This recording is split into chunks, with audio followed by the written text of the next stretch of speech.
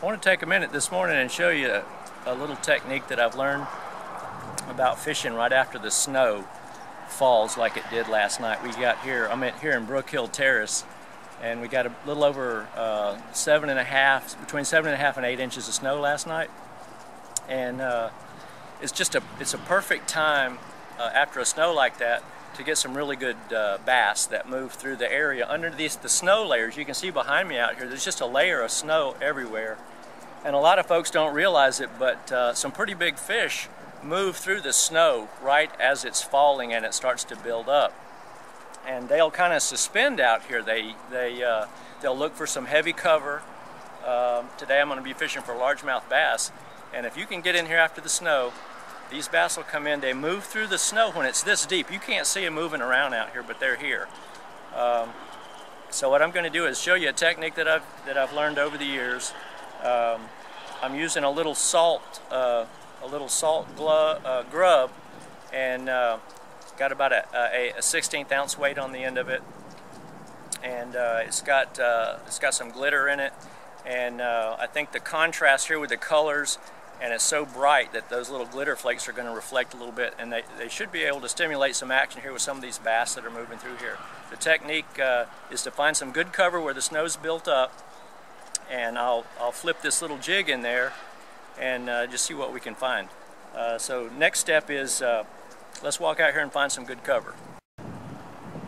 Okay, you can see behind me here we've got some snow that's built up real high up in these little pines.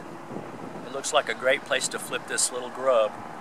So I'm gonna ease up there. Don't want to get a whole lot closer making noise, but I'll ease up there. I'm gonna flip this little jig into that heavy cover where the snow's built up, and we'll see what happens. Alright, we got some really good cover up here. I got my partner holding the camera, so I'm going to flip this little jig down in that cover, and then we'll go from there.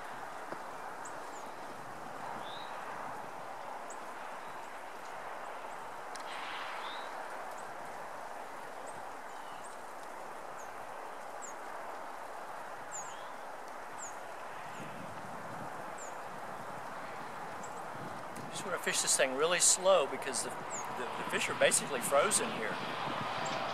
It's just 30 degrees. I'm going to let that grub just lay in the snow there for a minute. I'm going to move it very, very slowly and work it back this way, just kind of up over that hump.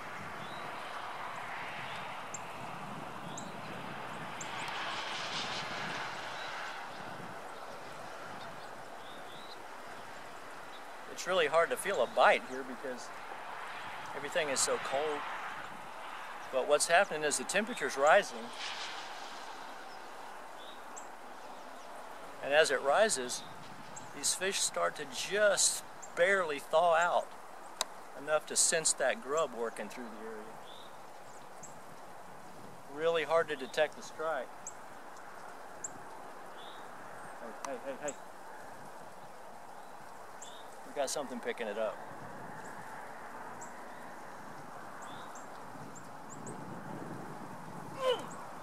Alright, hang on. We got one. You're not going to get a lot of fight out of these fish because, like I say, it's 30 degrees and they're basically frozen in here. It's a good one. Alright, here we go.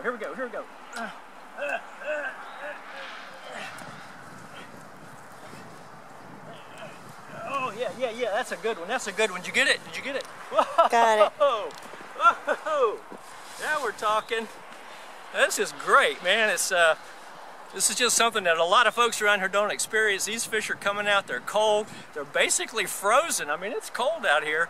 Just enough thaw out here for him to sense that. Here's the grub. This is great. I mean, this is just, and what is really great about this is it's such an overlooked technique. You don't see it around here, especially in somebody's backyard next to a pine tree. There's never any water here at all.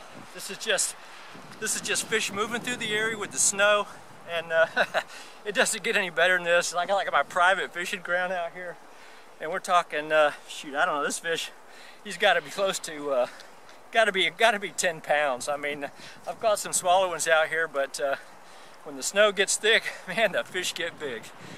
That's all there is to it. This is great, man. Man, I love this.